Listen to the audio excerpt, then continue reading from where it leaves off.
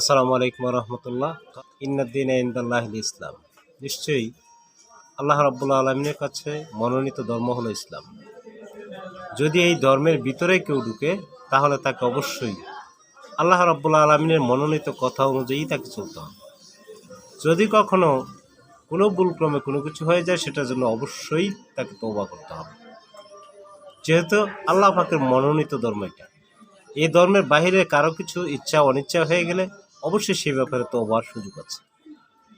তবে এই ইসলামের ভিতরে থেকে অন্য ইসলামের পদাঙ্ক অনুসরণ করলে তাহলে ইসলাম থেকে সে খারিজ হয়ে যায়।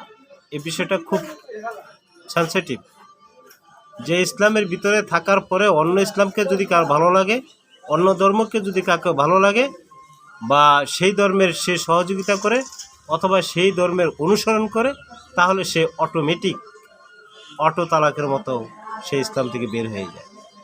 এই জন্য বিষয়ের উপর আমরা খুব যত্নবান থাকব। কখনো কোনো কথা এবং কাজ এমন করব না যেটা আমাদের ধর্মের একেবারে মুখোমুখি হয়ে দাঁড়ায় অন্য ধর্ম। আল্লাহ আমাদেরকে সহি বুঝ দান করুন। আসসালামু আলাইকুম।